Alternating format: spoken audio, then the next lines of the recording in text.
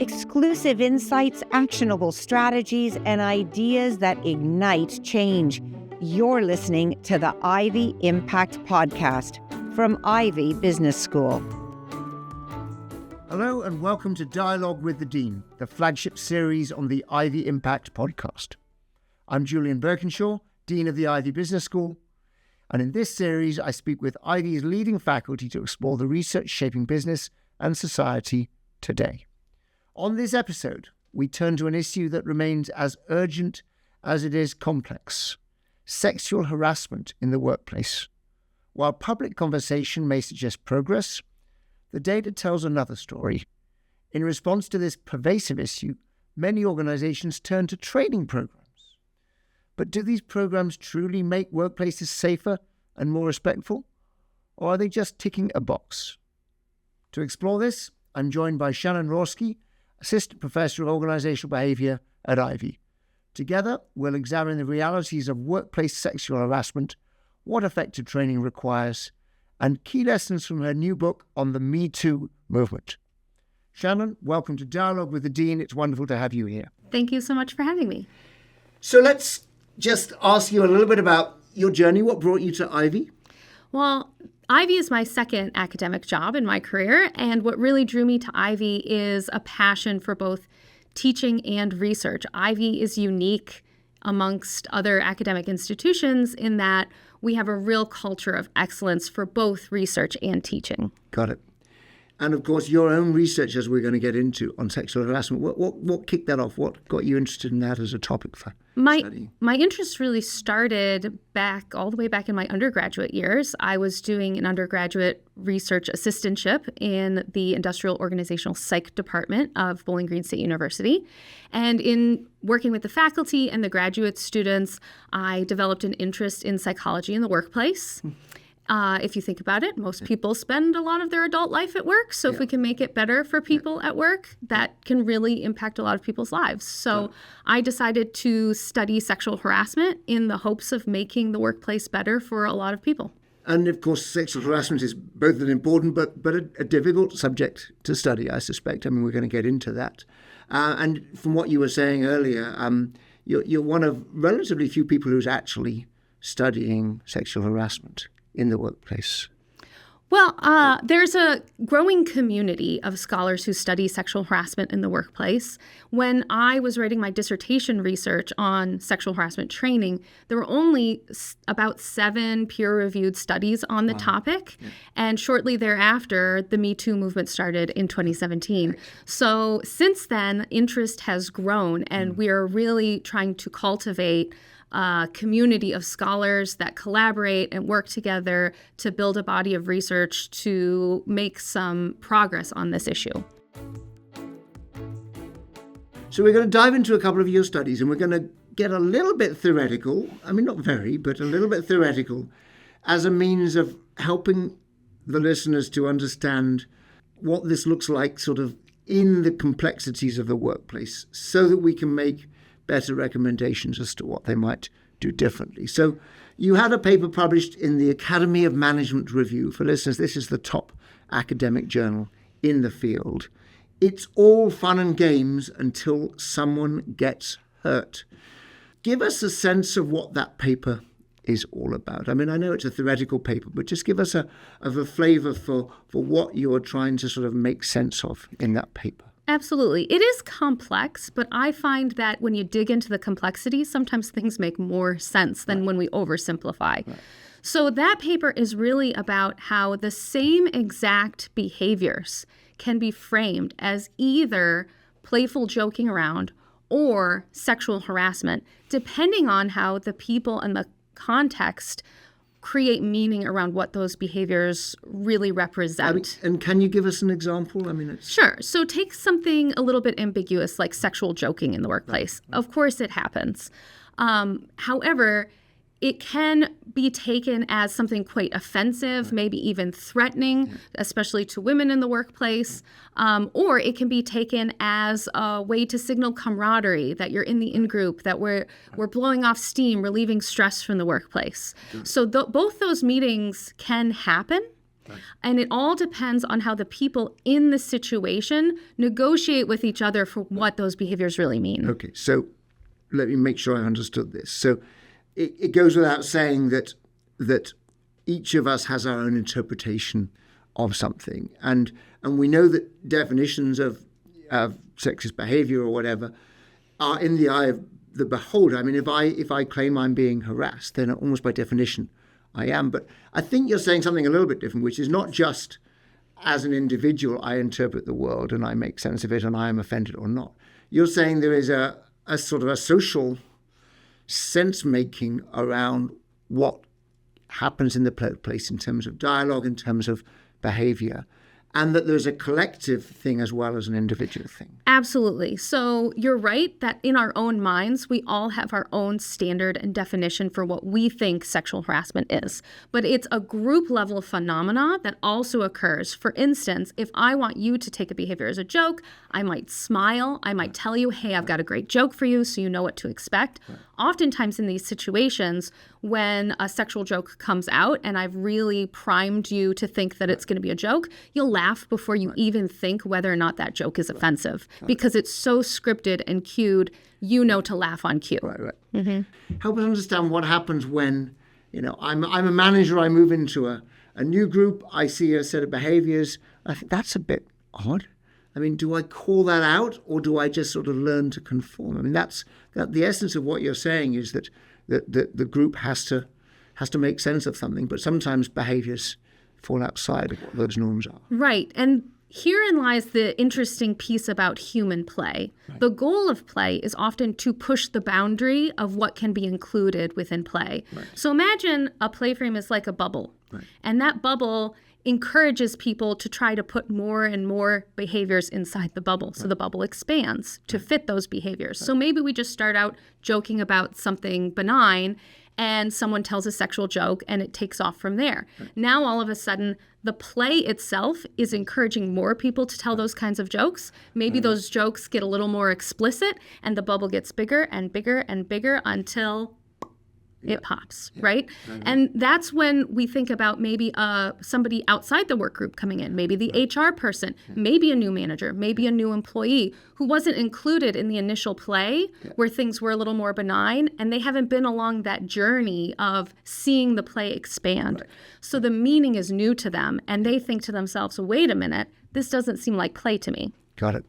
And we'll get into the kind of the interventions shortly, but let's just finish thinking about how that works. So, as you say, the bubble grows. We tolerate. I mean, tolerate perhaps isn't the right word, but we come to accept a bunch of behavior. It's even more than coming to accept. It's you do not see these behaviors for any other alternative way they could be explained. So when you are in a play frame, you are immersed in it, and you do not see how these behaviors could potentially be harassment. Got it. Right.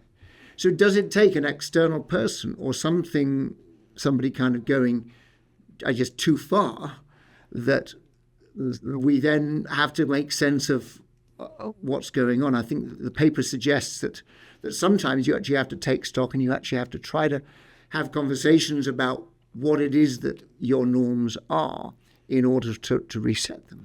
Right. So an external person coming in with their new perspective can help, but oftentimes it's actually the nature of work organizations itself that pops that bubble of play, because you cannot separate play from the inherent hierarchy of a work organization. There are power differentials, and in true social play, powerful actors bring down their power to meet the level of lower powered actors. Think about how an older sibling might wrestle with a younger sibling and won't overpower them completely because they're not actually trying to hurt that younger sibling. But we can't do that at work because there's a hierarchy. Yeah. Managers cannot just give away their title and their formal power because they want to joke around with their subordinates. Right. Let us jump now to the research that you've been doing on interventions. And perhaps we can start with, you wrote this paper, I'll just read the title, Sexual Harassment Training Induced Identity Threats. Again, what are you studying here? You're looking at training around sexual harassment and the reasons why perhaps it hasn't worked as well as it might. Tell us a little bit of the story there.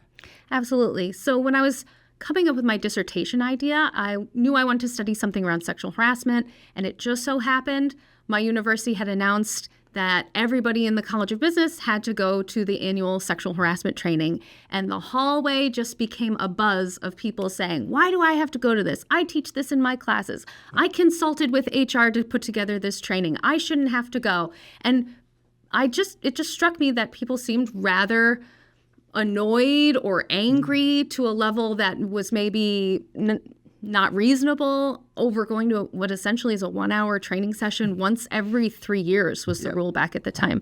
So I was like, that's interesting. Why such a strong reaction against this kind of training?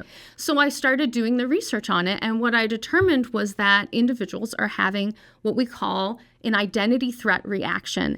And it's really because sexual harassment training, especially your standard compliance-based training, only offers 2 roles to the training audience. You can either be a potential harasser or a potential victim, and that's why you're in this training. No one wants to be either one of those things.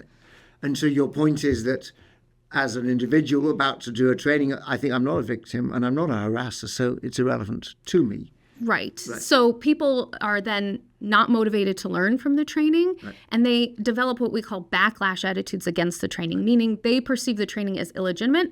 Thus, I don't have to listen to anything in this training session anymore. And then that leads to a willingness and a desire to actually engage in some of the very behaviors that the training is trying to prevent, like more sexual joke telling.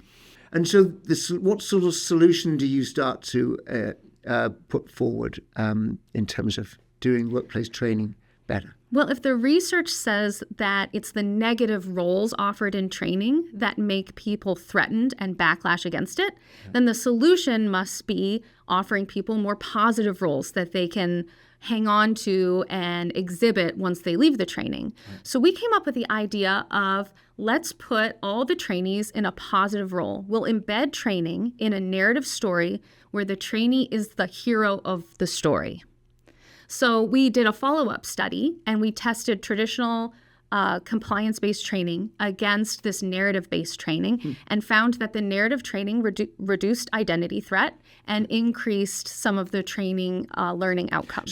So what does the hero of the story do, just to be clear? So in the training that we studied at the time, we looked at the story of a YouTuber who was doing an internship, creating content about their internship, and subscribers reached out to that YouTuber saying, hey, I'm in an internship too, and I've been accused of sexual harassment, or I'm being harassed. Can you please help me? Now, the YouTuber says, I'm not an expert on this. I'm just a YouTuber. But they reach out to experts, HR professional, a lawyer, a psychologist, and they create content to then share with their followers to help their followers. So in that way, the learner is motivated to learn to help their subscribers with this issue. And so you talked about bystander interventions, and in this language, the bystander is the person who observes the harassment incident, if you like, and then chooses either to get involved or not, which I think is a nice segue. Let's get into it now.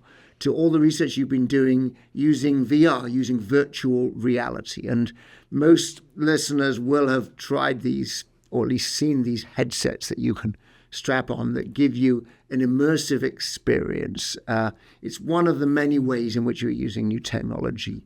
And I understand that you've been doing some research using this stuff and even using it in the classroom. We'll get to the classroom bit later, but talk about how you've used virtual reality to research and to help people to manage the types of interventions that are needed to address sexual harassment in the workplace. Absolutely. So one of my initial publications using VR looked at sexual harassment training, where we experimented on the type of practice you engaged in after training. You could either do practice 2D using video on a laptop, or you could do an immersive practice using 360-degree video in VR. And essentially you would watch a sexual harassment scenario, and then you'd get to practice different ways of responding to that scenario as a bystander. And what was the finding? you were saying just before we got started that there was an interesting difference in terms of how the bystander responded when they watched the 3D experience versus the 2D experience. So what we found was that in the VR experience, people were much more likely to want to intervene into this situation using informal, non-confrontational types of bystander intervention. So rather than report officially or directly confront the harasser, our VR participants were much more likely to want to interrupt the harassment, to pull that target out of the interaction so they were no longer harmed, and approach the target of harassment after the fact to offer them social support. Okay. So let's just go a little bit deeper into that point in terms of the practical things. I am, in a workplace and I see a behavior which I feel is, borderline sexual harassment. I mean, as we said, to some degree, it's in the eye of the beholder. I could intervene directly and say, whoa, what did you just say? That's completely inappropriate. But more likely, I'm going to intervene in a slightly more sort of informal way. I might make a joke of it. Or, excuse me, you've got a call in the conference room. Literally a distraction and just pull technique. Somebody right out of that interaction to make sure they stay safe. To diffuse the conversation. And then maybe follow up with them after the fact and say, hey, I heard what was going on. Were you okay with that? Do you want me to help you? And is there anything I can do to help? And so some of those more informal, non-confrontational interventions feel safer to people, especially when they were immersed in the VR and the situation felt very real to them. So it's more true to life practice than what we typically see with a written scenario or even a video-based scenario where most people don't really feel the anxiety of being a bystander and say, oh, yeah, of course I would confront the harasser. Of course I would report it. If I'm more detached from the event, I'm more likely to believe that I'm going to be tough and directly confront. But actually, these things are complicated and nuanced. And what it might mean is that if we use VR in our training programs, we need to have people have lots of opportunities to practice to build up the skill and maybe even the backbone to confront a harasser. And now let's just briefly talk about our students, because obviously you're not just doing this for academic research. You're also trying to bring virtual reality into the classroom. Can you tell us what you've been doing and how it's been working? Absolutely. So I took some of the lessons learned from my research on VR, and we applied for an Ivey Critical Issues grant and received it to build a simulation specifically for students with their learning objectives in mind. So I currently teach our Leading People in Organizations class for our HBA 1 students. That's a class on leadership and teamwork. So this simulation is about a team experience, and the team is having lots of small conflicts within the span of just a 4 or 5 minute meeting. Fine. The really neat thing is you get to watch this team meeting from a neutral third party sort of invisible perspective. And then once you've seen the whole thing play out, you get to meet one of the characters, hear a little bit about their backstory, and then jump into their shoes. Now, all of a sudden, I'm at their seat at the table. I'm looking at the meeting from their perspective, and I'm noticing things in the meeting that I didn't notice before, including hearing the internal monologue of the character I'm inhabiting. So I'm in real time making sense of how they understand that meeting, what different comments meant to them, what their comments were supposed to mean to others. Right. And so you can really open up that black box of why is this team dysfunctional? It's because they're not sharing perspectives. Got it. I've actually tried that little simulation. I mean, a bit of it, not the entire thing. And my takeaway was, indeed, it's just a sort of a reminder that everybody's behavior is a function, the observed behavior is a function of many factors, a lot of which are invisible. And, we immediately start attributing certain things to those individuals without necessarily putting ourselves in their shoes. And that's just a kind of a perpetual reminder that we should have when someone behaves a little bit inappropriately. Let's just try to understand why they're doing that. Right. And if teams aren't careful from the get-go when they organize and create their team charter, if you don't have a team where members can be vulnerable to each other and have open, free communication, then people hide their vulnerabilities.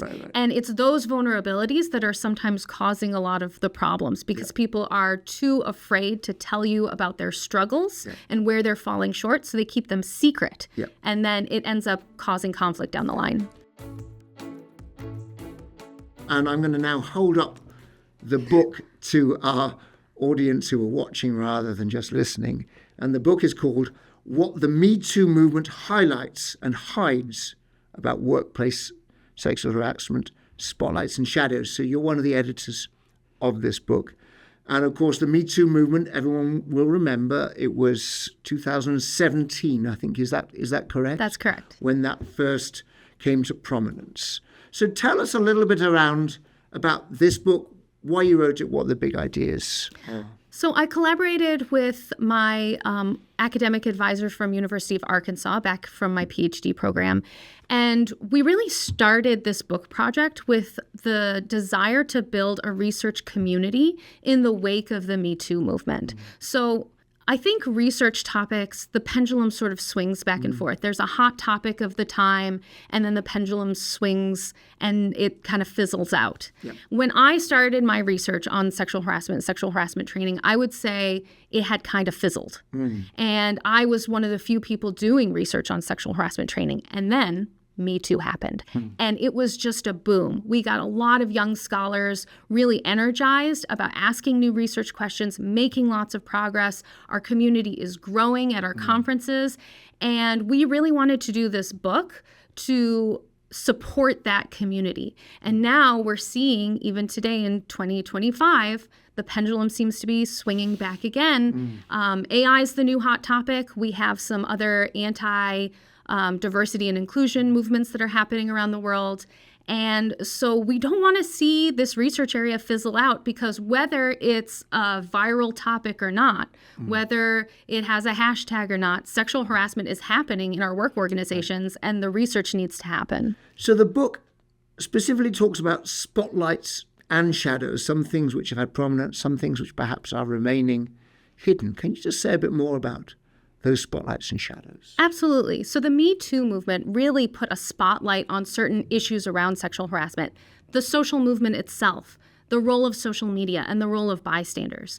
But there were also some other issues hidden in the shadows that also deserve research and attention. So, for instance, the issue of intersectionality. Women of color are much more likely than white women to experience sexual harassment. The role of social class. Women in lower social classes and men in lower social classes are more likely to experience sexual harassment.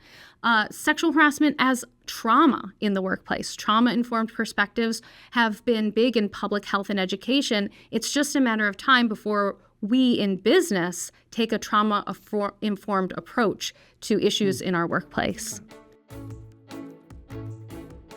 Good. So look, we're reaching the end, but I do want to spend quite a significant chunk of time right now on what can we do differently. And so let me separate out the everyday worker, fairly sort of mid to low in the hierarchy from the boss. Let's take the everyday worker. What is your advice to those individuals? They are taking part in group meetings, they're taking part in larger forums.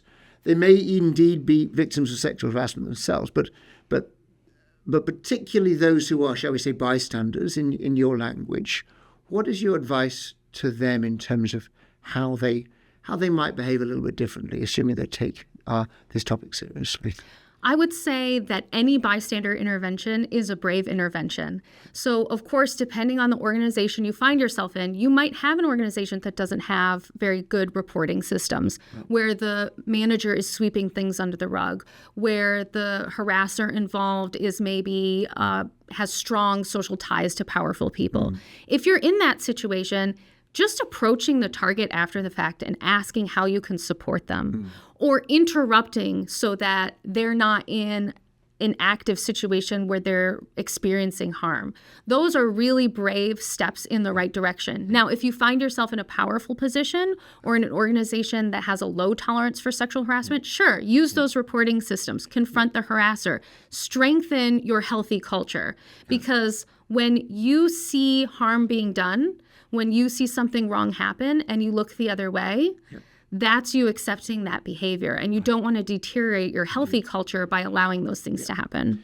And put yourselves now in the shoes of the leader of a group, of an entire organization, in terms of advice you would give to them. What are the best ways of building an organizational culture that is more aware, alert to, and responsive to these types of issues? Well, you definitely have to have the infrastructure, so those reporting systems, those policies in place. But it also has to be a cultural practice. So because people make sense of ambiguous sexual interactions in the moment, you really have to have a cultural practice of, wait a minute, let's put some boundaries on what we're willing to joke about.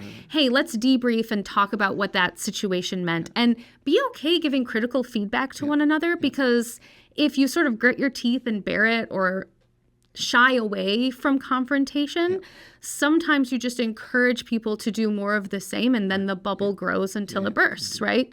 But there is an inevitable challenge, which I will acknowledge here, because I'm sure a lot of people are thinking this. It's just, if we push too far down this track, we make the workplace sterile. We make it completely devoid of fun. And I know you're not advocating that, because, you started out, our first part of the conversation was all about actually, a norm of play in the workplace is actually healthy.